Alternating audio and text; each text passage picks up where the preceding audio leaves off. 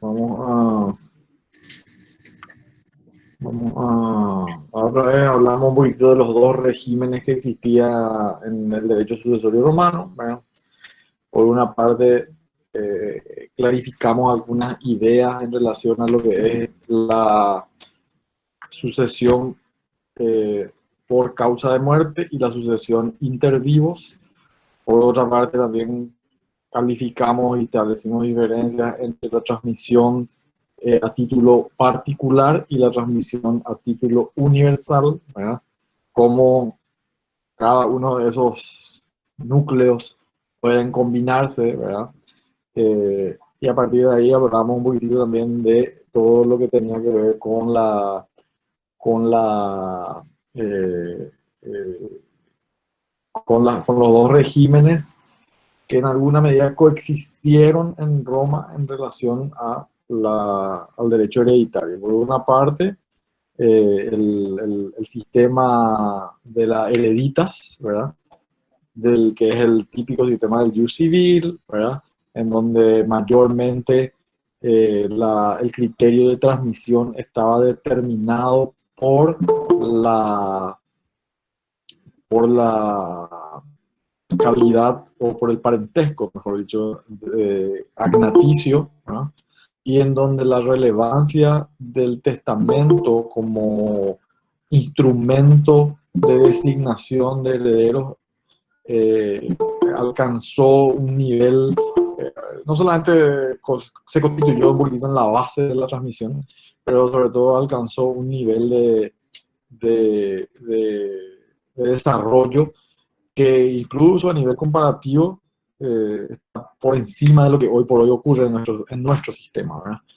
Entonces, la heredita por una parte, que es el sistema sucesorio del jus civile, y por el otro lado, hablamos un poco en forma rápida de lo que era la bonorum possessio, que sirvió como una vía complementaria para corregir de repente algunas deficiencias que tenía el sistema rígido de la hereditas, sirvió para paliar algunos problemas, sirvió para hacer superar algunas injusticias y finalmente se inclinó por reconocer mayor valor a, al parentesco cognaticio como el elemento básico para heredar, ¿verdad?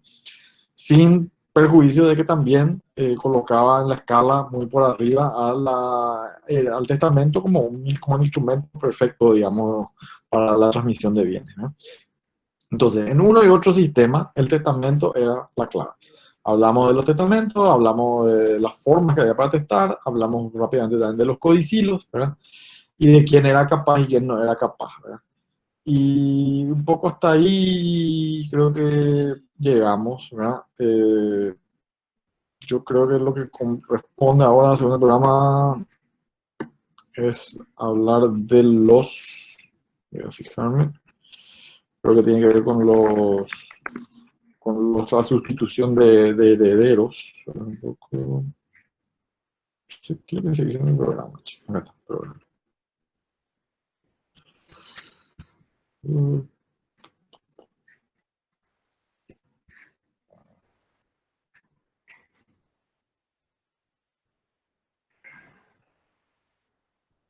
Sí, nosotros básicamente empezamos a tocar el tema de la institución de la lección 30 que hablaba de la institución de herederos y hablamos de la capacidad para testar. Podemos retomar desde ahí como para que tenga un poco sentido, ¿no? Eh, y en ese punto nuestro programa nos, nos pide que hagamos ciertas puntualizaciones iniciales en relación a lo que es la institución de heredero. Para recapitular, para nosotros en la lección anterior habíamos hablado de cómo el testamento tiene una eh, un, un, un énfasis y una importancia determinante en función a una cláusula especial que es el corazón mismo del testamento, ¿verdad? Y ese es en concreto la cláusula por la que una persona instituye heredero a alguien, ¿verdad?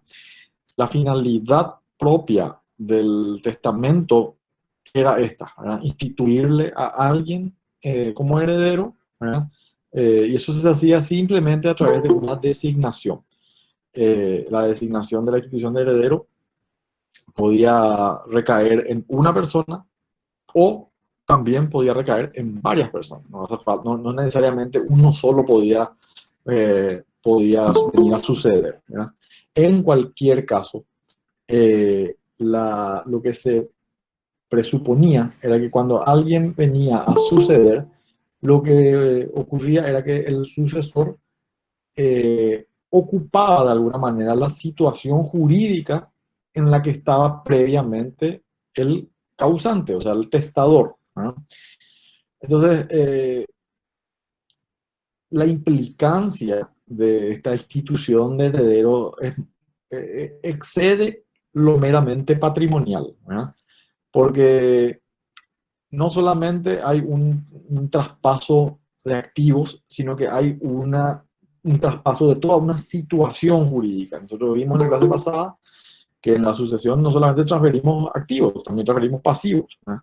Y incluso remontándonos a lo que era la Roma más primitiva, cuando yo designaba a un heredero, lo que hacía era más allá de transferir mis bienes, ¿verdad? O de proyectar la transferencia de mis bienes para mi muerte, para después de mi muerte, yo estaba designando un líder para mi familia, una persona que venga a reemplazar al pater familia y que iba a hacer cargo de todos los que estaban por debajo, ¿verdad? Entonces la institución de heredero como acto jurídico era un acto muy relevante, no solamente a nivel social, pero a nivel también formal, porque toda la eficacia del testamento básicamente depende de que esta institución se haga en forma correcta, ¿verdad? Si la cláusula en la que se instituye heredero está mal redactada, está mal hecha, entonces todo el negocio jurídico del testamento cae y se vuelve inválido. Por más de que todas las demás cláusulas estén bien, si la institución de heredero está mal, las demás cláusulas no sirven para nada. En la época clásica, a tal punto era la relevancia, ¿verdad?, de la institución de heredero, que se estableció en esta época en particular, que si la cláusula de institución de heredero no figuraba al comienzo del testamento, el testamento no valía, ¿verdad? Cualquier otra cláusula, legados, fideicomisos, que vamos a ver en la 35, ¿verdad? Una designación de tutor, una manumisión, esas eran cláusulas que no servían para nada, ¿verdad? Si la institución de heredero no figuraba arriba y bien claro, ¿verdad? Eh, en el caso que yo haya designado un heredero y si este heredero no acepta su designación, entonces también todo el resto del testamento no sirve para nada, ¿verdad? Porque al no hacer eficaz la primera cláusula por falta de aceptación de herencia, entonces también si yo dejé además un legado a un tercero, ese legado cae por culpa de la no aceptación de la herencia por parte del heredero designado. Ese rigor que había en la época clásica para convalidar o no un testamento, obviamente con el tiempo se va debilitando, ¿verdad? A tal punto que incluso en la época de Justiniano decían, no, bueno, con que haya una institución de heredero en algún punto del acto es suficiente, no hace falta que esté al comienzo, ¿verdad? Eh, y ahí se empezó a relajar un poquitito el principio de que la hereditatis institutio es el caput, es la cabeza del testamento, ¿no? Eh, la fórmula que se utilizaba para la redacción del testamento, para la redacción de la institución del heredero en el testamento era imperativa, ¿verdad? Tenía que decir específicamente, tenía que haber una imposición de que fulano iba a ser heredero de esto, ¿verdad? No había tampoco mucho margen para formular la designación bajo términos diferentes, ¿verdad? Porque ese era el rigor típico de la solemnidad, ¿verdad? Eh, si yo, por ejemplo, en lugar de decir, Ticio eres esto, que Ticio sea el heredero, ¿verdad? Yo decía Ticio, ordeno que Ticio sea el heredero, o mejor, quiero que Ticio sea el heredero, en vez de decir ordeno que Ticio sea el heredero, entonces esa cláusula ya no valía. O sea, pequeños, pequeñas modificaciones en el uso verbal eh, a, a, invalidaban el testamento hacia el año 300, por ahí. Eh, perdón, incluso en la época clásica, hacia el año 100 después de Cristo, ¿verdad? Recién con Constantino empieza a relajarse, entonces tengamos en cuenta ese tipo de detalles, ¿verdad? Una institución de herederos no puede hacerse, por ejemplo, respecto de una cosa determinada, ¿verdad?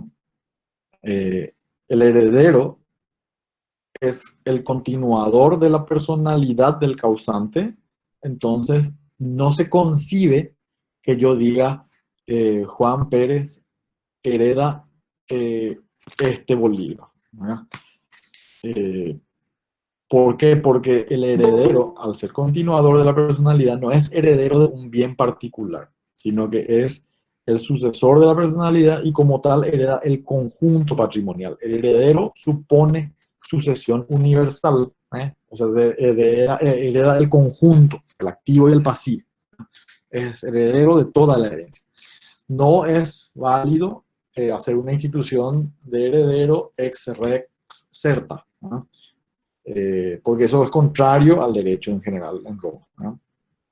Eh,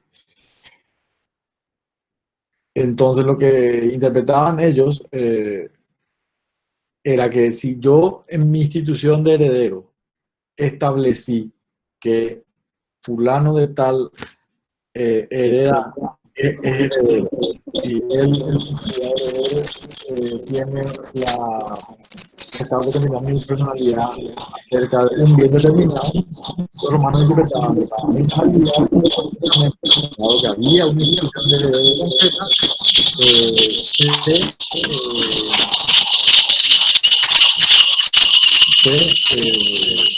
citaba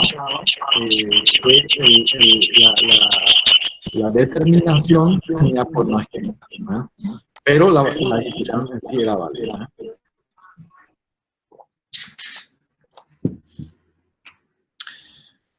Bueno, sí, ya solucionó, parece el problema. Bueno, los herederos que recibían eh, bienes determinados no eran herederos, eran básicamente adjudicatarios de un legado, entonces entran en otra categoría. El heredero, como les digo, tiene otra calidad, es ser continuador de la personalidad, recibe una herencia que es universal, ¿no? Entonces, esa es la primera regla que es importante en relación a lo que tiene que ver con la institución de heredero. La segunda regla es que una institución de heredero puede estar subordinada a un plazo o a una condición, suspensivos, ¿no? ¿Qué significa eso? Que yo puedo expresar en una regla, ¿verdad?, que una persona sea heredero si llega con vida a los 30 años, ¿verdad? Entonces ahí yo estoy suspendiendo, subordinando la calidad hereditaria de la persona a que cumpla los 30 años de edad. Si cumple, entonces se hace efectiva la institución de heredero y el heredero puede asumir la calidad de tal, ¿verdad? Si no llega, entonces básicamente la institución de heredero nunca se vuelve eficaz, ¿verdad? Pero no se puede hacer al revés, ¿verdad? Yo no puedo subordinar la institución de heredero a una condición o a un plazo resolutorio. ¿Por qué? Porque yo no le puedo instituir heredero a alguien, convertir efectivamente en heredero y eh, después de ello resolver esa situación mediante el acaecimiento de un evento. O sea, yo no puedo retirarle su calidad de heredero a alguien que ya fue efectivamente heredero, ¿no? Entonces, si yo instituía como heredero a alguien diciendo, fulano de tal va a ser heredero, ¿verdad? Eh, bajo condición de que Cerro no salga campeón de la Copa Libertadores, ¿verdad? Entonces, obviamente, fulano de tal asume la herencia, como Cerro no sale campeón, se queda como heredero, ¿verdad? Pero si por algún motivo Cerro llega a salir campeón, él no puede perder la herencia, ¿verdad? Entonces, esa sería una cláusula que invalidaría la institución de heredero, ¿verdad? No se puede subordinar la institución hereditaria a una condición resolutoria, solo a una condición suspensiva, ¿sí? O a un plazo suspensivo. Eh, la tercera regla que es importante con respecto a la institución hereditaria es que, como ya les adelanté hace rato, la institución se puede dar a favor de un heredero o a favor de varios herederos, ¿verdad? En el caso de que se trate de varios herederos, ¿verdad? Eh, la división en esa situación se hace lógicamente por fracciones, ¿verdad? O por cuotas, ¿verdad? Los romanos establecieron un extraño sistema que se llamó sistema duodecimal, ¿verdad? Eh, que básicamente consideraba a todo el patrimonio como un conjunto que se podía dividir en 12. Entonces, las divisiones se hacían básicamente sobre la base de que todo era divisible entre 12, ¿verdad?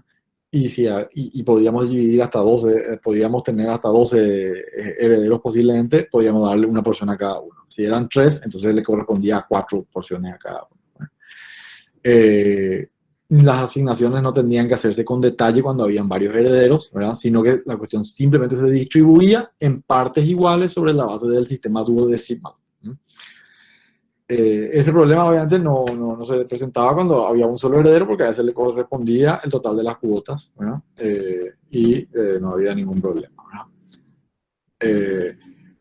Eh, Uno diría, pero bueno, ¿qué pasa si la persona que fue instituida heredera no era un pariente consanguíneo, ¿verdad? O no era un pariente agnaticio, ¿verdad? En principio, eh, el heredero instituido recibía la totalidad de la herencia, ¿verdad? Eh, entonces, cualquier otro heredero de sangre por parentesco, ¿verdad? Quedaba excluido de recibir la herencia, ¿verdad?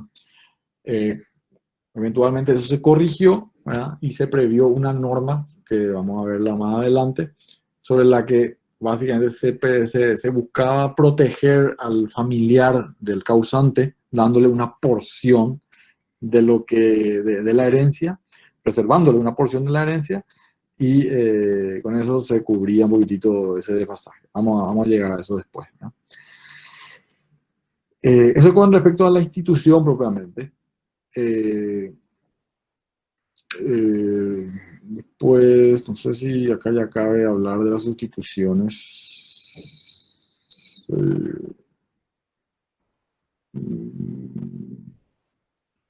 Vamos a tocar ya lo que tiene que ver con la sustitución, porque viene a relación, ¿verdad? Cuando, cuando un testador hace su testamento, ¿verdad? Eh, puede, puede considerar, ¿verdad? Que por A o B motivo, su primera opción para heredarle no llegue a la... no tenga posibilidades de acceder a la herencia, ¿verdad? Por muchas razones, ¿verdad? No necesariamente porque sea menor de edad, sino porque de repente el heredero es mayor y podría morir incluso antes que el testador, o de repente es un soldado que como tal se iba mucho a las batallas y qué sé yo, entonces por ese lado había un riesgo de que fácilmente no llegue a convertirse efectivamente en heredero. Entonces, para esas situaciones, los romanos consideraron la posibilidad de que alguien, cuando instituya un heredero, contemple la posibilidad de tener suplentes, ¿no? Herederos suplentes, digamos, ¿no? A esto le llamaban ellos la sustitución de herederos, ¿no? Cuando yo instituyo un heredero y quiero prever que haya uno suplente para el caso que el primero que yo quiero que sea mi heredero no llegue a ser heredero, entonces me viene este otro, ¿no? Ellos preveyeron tres sistemas de sustitución. El primero fue llamado sustitución vulgar, ¿no? Cuando había sustitución vulgar, básicamente cuando yo instituía un heredero sustituto para el caso que el instituido en primer término haya muerto, ¿no? En relación obviamente al testador, ¿verdad? O sea, murió antes que el que testó. O bien, este primer instituido heredero dice, no, repudio la herencia, no me interesa la herencia, rechazo la herencia, ¿verdad? Para esa sustitución vulgar, ellos prohibieron una fórmula que básicamente tenía que ser también rigurosa, tenía que ser muy estricta, y decía que básicamente que yo dispongo que fulano sea mi heredero, si fulano no llega a ser mi heredero, que sea medio mi heredero, ¿no? Obviamente lo que se busca con esto es que el testamento no se invalide por causa de repudiación o por causa de fallecimiento del heredero, ¿verdad? Y que todas las demás cláusulas puedan ser eficaces, ¿verdad? Un legado, un fideicomiso, etcétera, etcétera.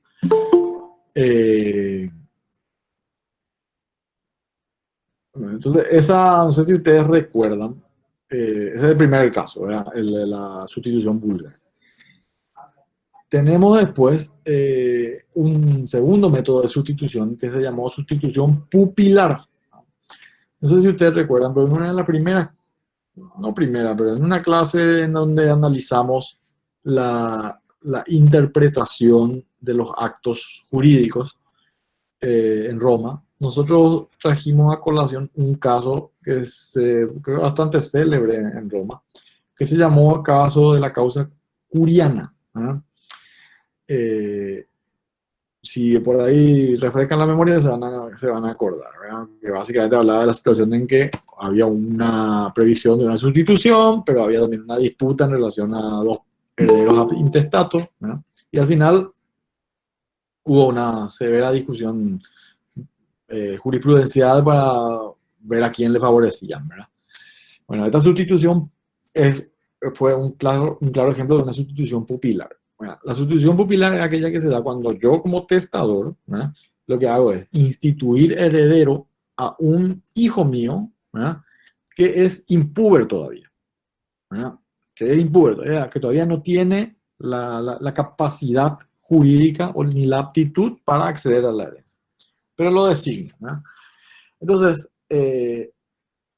previendo que este hijo mío, impúber, no llegue a la pubertad, que es el momento en el que recién podrá acceder a la herencia, yo digo, designo a otro como un sustituto para ese supuesto, para el supuesto que él no llegue a la pubertad. ¿Por qué? Porque falleció antes, por lo que fuese, ¿no?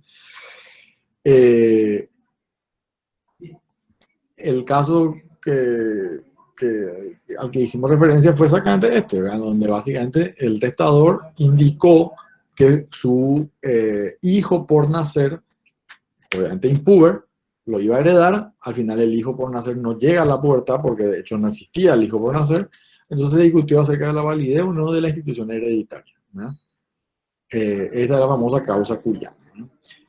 En el caso de la sustitución pupilar, es interesante nomás también hacer notar que el testador en esos casos está haciendo no solo un testamento, ¿verdad? Sino que además está previendo el testamento del heredero mismo, ¿verdad? Porque al yo designarle a una persona y prever su institución con una sustitución para el supuesto de que él falleciera, entonces lo que yo hago es básicamente decir, bueno, este heredero va a entrar como sustituto y va a heredarle a mi hijo que no llegue a la pubertad, ¿no? Entonces básicamente es eso, es un doble testamento, digamos, ¿verdad? Yo testo por mí y testo por mi hijo para el caso de que no llegue a la puerta, perdón, para que otro venga a heredarle a él. Por ese motivo lleva un poco este nombre de sustitución pupilar, ¿no? Y que justifica, digamos, que el pater familias pueda hacer, entre comillas, el testamento de su hijo, la patria potestad, que era un poquitito la norma, el principio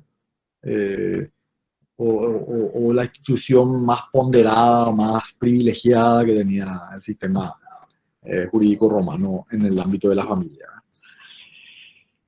El tercer método de sustitución se llamó sustitución cuasi pupilar, ¿verdad? Parecida a la pupilar, pero no igual, ¿verdad? Esta aparece básicamente en la época de Justiniano recién, ¿verdad?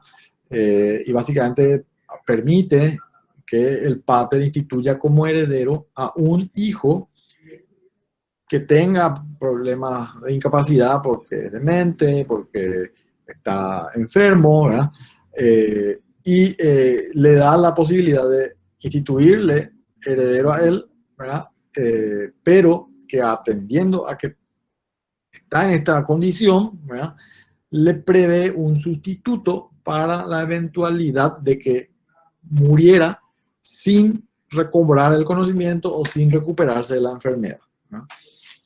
Entonces, si esta persona demente tiene hijos, ¿verdad? El heredero sustituto tiene prioridad por sobre los hijos del demente en el caso de que no llegue a recobrar la razón, ¿verdad? Si recobra la razón, entonces no hay problema, porque se hace operativa la institución de heredero. El problema es cuando no recobra y en ese caso procede la sustitución, ¿verdad? Para cuando él fallece demente, ¿verdad? Si, por el contrario,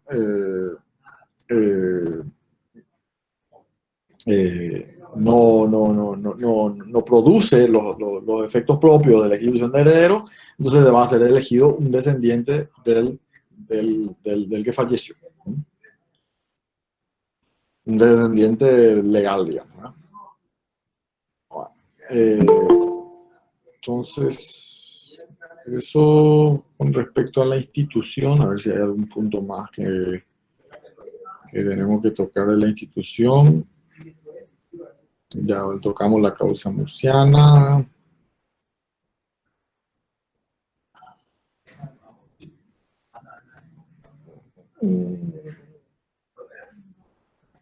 Invalidez de testamento, también nos pide acá la sustitución, invalidez de testamento. Vamos a hablar de la invalidez. Este es un tema muy importante, pero que también está bastante ligado a la lección, creo que 9, por ahí donde pudimos hablar sobre la anulabilidad y la nulidad de los actos jurídicos en relación a lo que tiene que ver con la invalidez del acto, ¿verdad? Como todo acto jurídico, el testamento es un acto jurídico que es solemne, ¿verdad? Y al ser solemne está sometido a mayores exigencias, a mayor rigor en su valoración, ¿no? Por ese mismo motivo, es muy común encontrarnos con testamentos que pueden resultar inválidos. Y las causas para la invalidez de un testamento pueden ser múltiples, ¿no? Básicamente los romanos reconocían 5 causas, básicamente, o 5 formas de calificar, digamos, la validez o invalidez del testamento, según diferentes criterios, ¿verdad? En primer lugar, consideraban que existía la posibilidad que el testamento no esté formalizado conforme al derecho, ¿verdad? Si el testamento no se formaliza conforme al derecho, porque le falta algún requisito de forma, ¿verdad? ¿Cuáles son los típicos requisitos de forma? Me piden que haya 7 testigos, ¿no? Y solamente tengo 6. Si bien 6 son muchos, no son 7. Entonces, cuando no cumple con la condición de forma, como lo demanda la ley, entonces tenemos que no está hecho de acuerdo a derecho, ¿no? Entonces, puede ser por falta de requisito de forma o también por falta de requisito de fondo. ¿Cuál es el típico caso de la falta de requisito de fondo? Cuando yo no tengo capacidad para testar. tengo bienes que son res mancipi, ¿verdad? Tengo un fondo itálico, ¿verdad? Soy dueño, vivo ahí, no soy dueño, pero vivo ahí, está en mi patrimonio, pero obviamente no puedo disponer del fondo itálico porque no soy ciudadano romano. Entonces, al no poder disponer del fondo itálico, por no ser ciudadano romano, yo no tengo la testamentifacio activa, ¿verdad? No soy testador.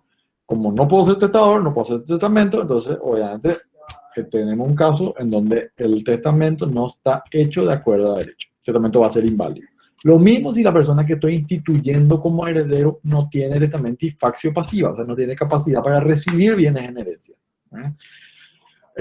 Por eso que viene, y acá estamos a lo que dijimos antes, ¿verdad? Hay casos en donde yo puedo designar a un impuber, ¿verdad? Y al designarle al impuber, estoy designando a un tipo que es incapaz, pero no lo estoy designando en forma incondicionada, sino que estoy disponiendo que él va a ser mi heredero cuando llegue a la mayoría de edad. Se queda en situación de suspenso su estatus de heredero. ¿Qué pasa con este testamento que se hace sin testigos por error, por ausencia de requisitos formales o sin capacidad del testador o del heredero, perdón? Ese es un testamento nulo ab inicio, o sea, un testamento que nunca existió, un testamento que nunca produjo consecuencias jurídicas. Para los romanos esto era un testamento carente completamente de valor. En una segunda escala está el testamento que es válido formalmente hablando, ¿verdad? O sea, tiene a todos los testigos, participaron todos los funcionarios que tenían que participar. También el testador tenía capacidad, ¿verdad? O sea, no hay problema de testamentifacio pasiva ni activa porque había capacidad, ¿verdad? Pero, dicen los romanos, es un testamento inútil. ¿Cuándo? Cuando el testador básicamente eh, excluye a un heredero que no puede ser excluido, ¿no? Hay situaciones en donde el testador tiene la obligación de incluir en cierta porción de su derecho hereditario a herederos legales, ¿no? Vamos a ver eso también más adelante, pero ese quería dejarlo más en claro. Es un testamento que vale en cuanto a las formas, en cuanto al fondo, pero recibe el nombre de inútil, ¿no? El testamento inútil, entonces vamos a retomar en un momento, ¿no? En un tercer nivel está el testamento que es válido, ¿no? Pero se puede anular posteriormente, ¿no? Entonces acá vemos las diferencias, como hablamos hace un rato, de los testamentos que pueden haber, por una parte, los que son nulos de entrada, como el primero, y los anulables, ¿no?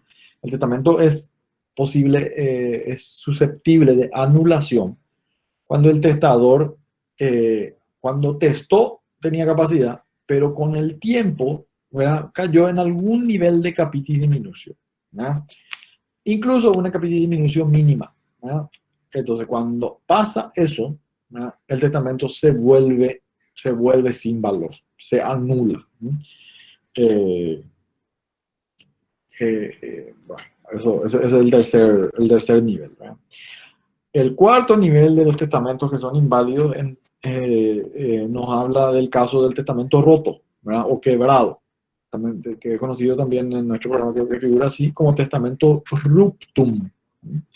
Este testamento ruptum es aquel en el que básicamente con posterioridad al momento en que se realizó el testamento, nace, por ejemplo, un hijo del testador, ¿verdad?, que tiene también privilegios para acceder de forma directa a por lo menos una porción de la herencia. Como el testamento no haga referencia a esta situación, el testamento se quiebra, ¿verdad?, se rompe. ¿Por qué? Por la incidencia de un heredero que no puede ser excluido. Insisto, excluido en una porción, pero no puede ser excluido, ¿verdad? Y por último, el quinto nivel es el caso del testamento desierto, frustrado o abandonado, ¿verdad?, que es el último grado de nivel, ¿verdad?, que es aquel que se presenta cuando los herederos mueren antes del testador, ¿verdad?, o cuando directamente los herederos no aceptan la herencia o cuando se sujeta la institución de heredero a una condición resolutoria o cuando se sujeta la institución de heredero a una condición suspensiva y esa condición nunca tiene lugar, ¿verdad? Entonces, ese testamento queda sin valor básicamente por el abandono en el que se encuentra, dado que no hay quien reciba la herencia, ¿no? El testamento en este caso no es inválido, no es inválido. El testamento vale como acto jurídico, solamente que no es un testamento que se vuelve eficaz, no es un testamento autoejecutable. Entonces, eso con respecto a lo que hace a la invalidez, por decirlo de alguna forma, ¿verdad? Aunque la última categoría no inserta propiamente en la invalidez, pero es un supuesto que se estudia dentro del grupo de los testamentos inválidos. En otra categoría de impugnación testamentaria nos encontramos con aquellos testamentos, a ver, más que con aquellos testamentos, con la famosa facultad que tiene el testador de revocar sus testamentos, ¿verdad? Que es una atribución que no solamente hay que ver como una sanción a la potestad de testar, pero por sobre todo hay que ver como una facultad del propio testador de desdecirse de su acto de disposición, ¿verdad? La revocación es una suerte de arrepentimiento que puede hacer el testador en cualquier momento, mientras esté en vida, lógicamente, ¿verdad? Y que se hace simplemente por una declaración contraria. O sea, yo hice mi testamento hoy y mañana puede ser que cambie de opinión. Y en lugar de instituirle como heredero a Juan Pérez, le instituyo a otra persona, ¿verdad? Entonces, al cambiar mi declaración, al realizar un nuevo testamento, un testamento posterior, yo estoy revocando el anterior, ¿verdad? Para comprender bien un poquitito de dónde proviene esta facultad que de hecho que se mantiene hasta el día de hoy en el sistema jurídico local, ¿verdad? Hay que remontarse un poquitito también al derecho primitivo romano, ¿verdad? Como siempre les pongo énfasis, ¿verdad? En el derecho primitivo romano había una notable rigidez de formas, ¿verdad? Y era casi inconcebible autorizar eh, una revocación de algo que se testó en un ambiente tan solemne como el de una asamblea, en un comicio, porque los testamentos en esa época se hacían en comicio, dijimos la otra vez, ¿verdad? Pero también después se dieron cuenta que, bueno, que uno como padre de familia tenía la atribución de cambiar su opinión en respecto a quién iba a suceder como padre de familia de su propia familia, ¿verdad? Entonces van aceptando a medida que el pretor se involucra en la formulación jurídica del derecho sucesorio, que básicamente cualquier otorgamiento de un testamento posterior implica la revocación del testamento anterior, ¿no? Entonces, el hecho de que yo formule un testamento nuevo determina la invalidación del testamento anterior sobre la base de un acto jurídico válido que suprime la voluntad previa, ¿no? Eh, entonces, los problemas que, por ejemplo, que podían presentarse en esos casos es, ¿qué pasaba si el testamento posterior designaba a un heredero que repudiaba la herencia? ¿Podemos volver al testamento viejo? ¿No? Esa era un típico cuestionamiento que se formulaba en este tiempo, ¿no? Eh, Quedamos con que el segundo testamento, el que revocó el anterior, quedó desierto, por ejemplo, por repudiación, ¿verdad?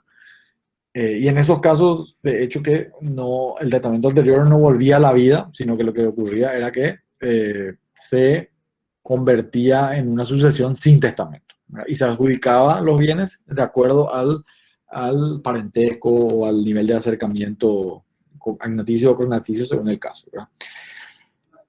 Otra hipótesis que era típica, ¿verdad? Que cuando el testamento resultaba destruido materialmente, o sea, se rompía el testamento, ¿verdad? O por algún motivo había una invalidez formal en la construcción testamentaria, ¿verdad? Porque el testamento generalmente se hacía con sellos o se escribían, cuando era testamento escrito, se escribía de cierta forma determinada, ¿verdad? Cuando eso ocurría, cuando había una destrucción del testamento, ¿verdad? El pretor lo que hacía era denegarle a los herederos que habían sido designados la bonorum possessio. Decía, no, este testamento se rompió, este testamento no vale porque está roto, ¿verdad? Y ustedes no pueden ser herederos ni siquiera por el derecho pretoriano, ¿verdad? Pero sobre la base de que ustedes son herederos ab intestato, de acuerdo a la ley, entonces les puedo conceder la herencia. O sea, si se rompía el testamento no valía, no se podía probar por otros medios la calidad de heredero y también se aplicaba directamente la sucesión sin testamento. Eh, Después tenemos el caso de que en la lenta evolución de la facultad de revocación, tenemos que cuando llega a producirse cuando se llega a imponer, ¿verdad?, el derecho posclásico, se afirman dos medios de revocar, ¿verdad? Un medio formal de revocación, ¿verdad?, en la que básicamente el testador realizaba una declaración jurada contraria a su declaración anterior, tenía que ser dada ante 5 testigos, ¿verdad? Y tenía que producir ahí una inclusión de herederos no testamentarios. Tenía que declarar que el testamento anterior dejaba de tener valor, podía instituir un nuevo heredero, pero tenía que hacer una inclusión de herederos que son intestamentarios, por ley, digamos. Y la segunda era una vía más informal, donde no hacían falta 5 testigos, ¿no? No hacían falta 5 testigos. Lo que sí era necesario era que básicamente medie un otorgamiento de un nuevo testamento, ¿verdad? O, como dijimos hace un rato, que se destruya o se abra intencionadamente los sellos del testamento viejo. En ese caso perdía valor el viejo y pasaba a valorarse el nuevo. Por último, en la época de Justiniano, básicamente la facultad de revocación de los testamentos se hacía por mera declaración de voluntad, ¿verdad?, que se tenía que manifestar ante 3 testigos o ante la autoridad judicial y podía ser dada básicamente una vez transcurridos 10 años de haber sido otorgado el anterior. O sea, había una limitación temporal que se impuso con el tiempo en la época de Justiniano. Bueno, entonces con eso más o menos tenemos concluida la lección 31. Ya dimos alguna referencia también a la lección 32, pero por su importancia yo creo que podemos darle algún retoque otra vez como para que se entienda bien, porque comprendo que este medio hace más difícil el, el entendimiento y yo sé que de repente no me atienden tanto, ¿verdad? A mí también se me hace más duro explicar por este camino, ¿verdad? Pero bueno, estamos peleando, ¿verdad?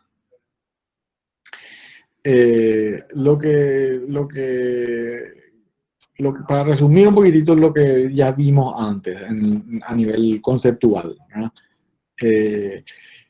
Y en función a distinguir los sistemas hereditarios. Nosotros teníamos entonces la heredita como el primer medio de transmisión hereditaria.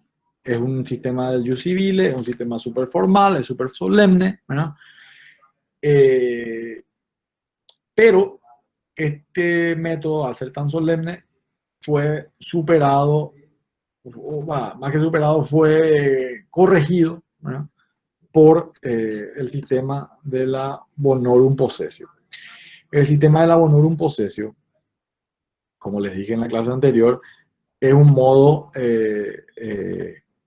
complementario, correctivo, ¿verdad?, que le permitía a una persona adquirir el patrimonio o una parte del patrimonio de la persona que murió, ¿verdad?, por medio del pretor, ¿verdad?, a través de un trámite sumario, ¿verdad?, y mediando una solicitud, cuando esta persona, por algún motivo, no tenía la capacidad de otorgar un testamento o no tenía la capacidad de heredar conforme al jus civile. Básicamente, esto recibía el nombre de honorum possessio edictalis, ¿verdad?, requería un decreto del pretor como para que tenga funcionalidad. ¿Cuál era el objetivo de la honorum possessio? ¿Verdad? El mismo objetivo que la hereditas.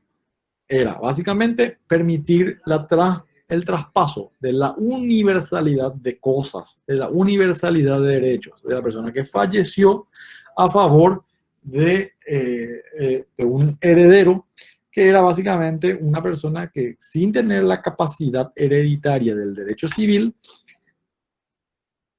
adquiría la herencia en calidad de poseedor de la herencia, de buen poseedor, ¿verdad? ¿Por qué? Porque era su pariente, porque no había otro pariente, porque era una persona que de hecho que podía tomar la administración de los bienes, ¿verdad? Y no había nadie que tuviese mejor título conforme al jus civile. Si el jus civile mostraba la presencia de una persona con un mejor título, con un mejor derecho, entonces la bonorum possessio podía ceder. Pero si no, bonorum possessor adquiría los bienes, ¿verdad? Se conseguía entonces la titularidad sobre el activo que dejó el causante, bajo reglas que no eran precisamente del jus civile, ¿verdad?, pero sobre la base del respaldo que concedía el pretor, ¿verdad? Entonces, esta persona no era técnicamente heredero, ¿verdad? La calidad de heredero venía otorgada por el jus civile. Evidentemente, cuando hablamos de la honorum possessio, hablamos de alguien que no tiene la condición de heredero, pero tiene una condición análoga a la del heredero y viene con el respaldo de la nominación del pretor. Y como no hay nadie del jus civile que sea heredero, entonces es válida la adjudicación. Cuando surge la honorum possessio, básicamente surge como una institución del derecho posesorio, no era una institución del derecho hereditario, era del derecho sucesorio.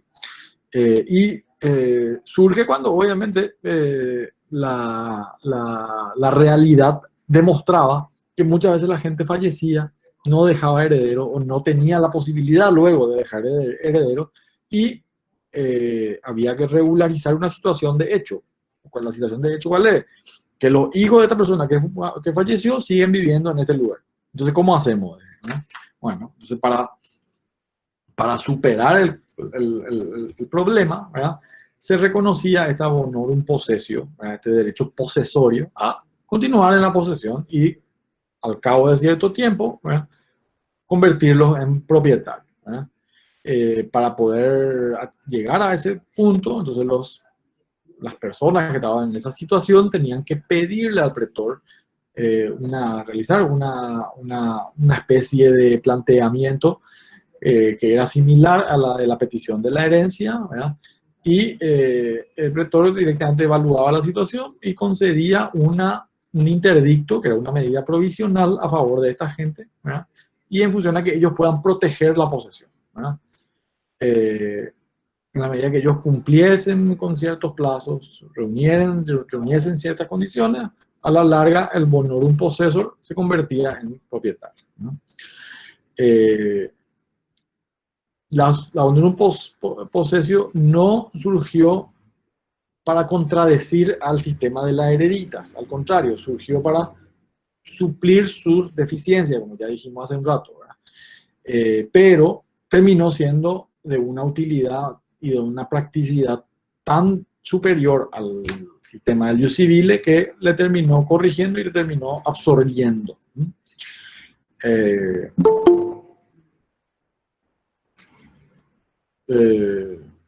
Bueno, entonces, un poquitito, eso es lo que yo quería repetirle sobre lo de la otra vez, a ver qué más hay acá en el programa en este punto. Diferencia, bonorum possessio cum re y sin re. Bueno, la bonorum possessio básicamente podía reconocerse bajo dos criterios fundamentales, ¿verdad? Había una bonorum possessio que era considerada cum re, ¿verdad? Y una que era considerada sin re. Cuando se daba la bonorum possessio, no solo a los que invocaban ser herederos según el jus civile, sino también a otras personas se la designaba sin R, porque no tenía vinculación con bienes concretos, sino que estaba vinculada a la calidad de heredero y a la una universalidad patrimonial, ¿verdad? Pero se otorgaba la bonorum possessio cum re, ¿verdad? Es decir, por sobre la norma misma del jus civile, cuando la bonorum possessio venía a suplir las deficiencias del sistema de las hereditas, ¿verdad? Entonces, en la práctica, por ejemplo, lo que solía ocurrir era, yo hice un testamento según el jus civile, puedo testar, ¿verdad? Pero por algún motivo mi testamento se volvía inválido, ¿verdad? Por las reglas del jus civile, ¿verdad? ¿Qué pasaba? En ese caso, el pretor, yo podía, mi heredero, instituido por un testamento que se volvió inválido, podía ir al pretor, mostrarle el testamento inválido, ¿verdad? Y decirle, no hay otro testado, no hay otro heredero, yo tengo derecho, acá está el papel, quiero que me otorgues una bonorum possessio secundum tabulas, ¿verdad? Según estas tablas, ¿verdad? Y el pretor normalmente concedía así la bonorum possessio a favor de estas personas, instituidas por el jus civile, pero que por algún motivo no podían acceder a la herencia, ¿verdad? En caso que la persona que había muerto no haya dejado testamento, ¿verdad? Ocurría también, el pretor lo que hacía era concedía también la bonorum possessio a las personas que tenían vínculo de sangre con la persona que falleció. Acá se marca también otra diferencia sustancial entre el jus civile y el derecho pretoriano. Se prioriza el vínculo de sangre por sobre el vínculo agnaticio. Eso se llama también bonorum possessio, pero sine tabulas. Cum secundum tabulas cuando hay un testamento inválido. Sine tabulas cuando no hay testamento y se da a favor de la persona, del pariente cognaticio.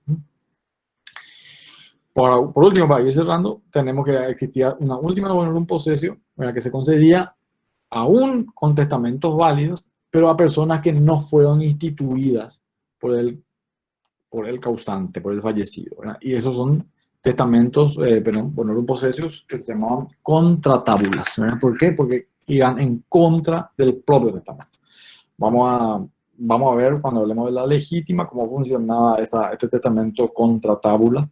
Pero bueno, yo creo que con eso podemos concluir, porque ya se acerca nuestra hora de otra materia y hay que descansar unos minutitos.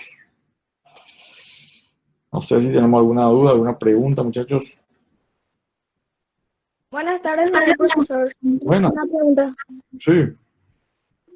Con respecto al trabajo práctico individual, si ya están corregidas y cuándo podemos saber nuestras notas.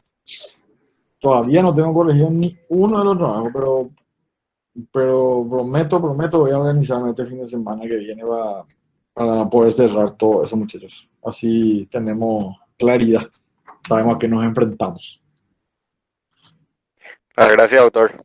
Entonces, si por ahí a alguien le falta o no sé, voy a mirar todos. Supongo que todos entregaron ya, pero voy a hacer lo más eficiente posible para ordenar todo eso. Profesor, una consulta. ¿Y las notas del examen de las personas que no nos llegó el correo? Y ahí también le comenté a Bruno, estoy quitando yo de cada una de las planillas, ¿verdad? De cada una de las respuestas que están ahí en el sistema este. Y estoy cargando. Es un poco lento nomás mi gestión, pero estamos en eso, no se preocupen. Gracias, doctor. Gracias.